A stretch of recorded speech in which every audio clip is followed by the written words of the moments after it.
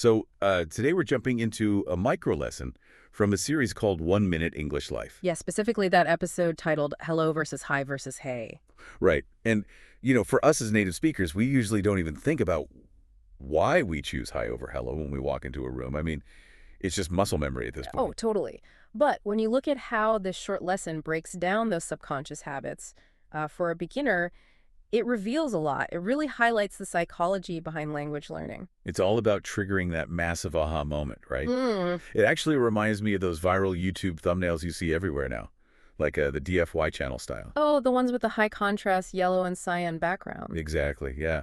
Where there's a young person looking absolutely mind-blown, Right. wide eyes, jaw dropped, hands on their head. With those glowing 3D English letters floating all around them. Yes. And the caption always screams something like, 0 basics required, or, wow, it's actually that simple. That is exactly the vibe this lesson goes for.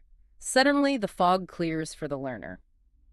Because mastering these incredibly basic greetings is less about memorizing a dictionary and more about being handed the cheat codes to a culture's social dynamics. Right, so to see how they pull that off, we should look at the actual scenario they use. We are dropped right into a quick cafe scene with Emma the barista and Jack a customer. And through just a few seconds of really rapid-fire dialogue, the creators introduce all 3 of those target words. They start by establishing hello as a formal greeting. They specifically mention you'd use it for a boss or a teacher. And what's interesting is they actually instruct the learner to say the word slowly.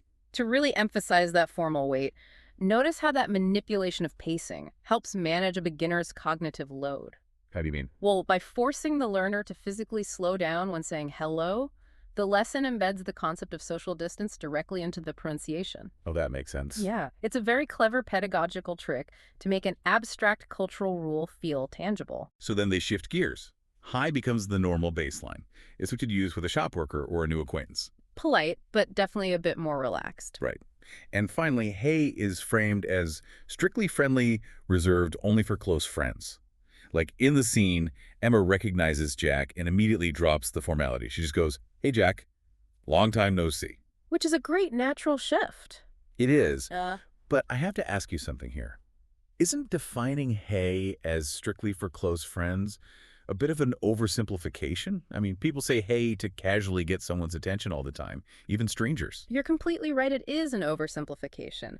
But honestly, that's exactly why this type of microlearning works so well. Because they keep it simple. Exactly. When you're trying to prevent information overload for a novice, you can't hit them with every single regional nuance or exception to the rule. You have to build a rigid scaffolding first. So this lesson is basically trading absolute linguistic accuracy for immediate social utility. Precisely. It gives the learner a safe, distinct lane for each word so they don't accidentally address their new boss with a casual hey. Which would be a disaster. That makes perfect sense, though. They're trying to get you from 0 to functional in under a minute. And the sheer speed of that format makes the teaching mechanics really stand out. The creators rely heavily on an active repetition strategy to lock that scaffolding in place. Right. They instruct the viewer to repeat the sequence, hello, hey, 3 distinct times. Which cements that hierarchy of formality in their brain. And then, rather than just letting the video end, the lesson demands active recall. Oh yeah, the call to action at the end. They ask the viewer, which do you say to your teacher? Reply, hello, hi, or hey. It forces you to immediately apply the social rule you just absorbed. So the real value here isn't just vocabulary acquisition. It's training someone to read a room, assess a relationship, and establish a social boundary, all within a 60-second window. For anyone listening who's trying to learn a new skill, there's a huge takeaway here. It's about breaking complex systems down into manageable, scenario-based chunks. You don't always need a dense textbook.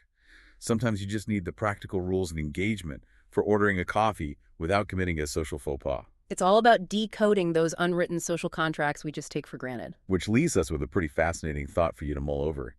If a simple 1-minute cafe scene can expose the rigid social hierarchy and intimacy levels hidden inside the word, hi, what other invisible cultural rules are you unconsciously navigating every single time you open your mouth to speak?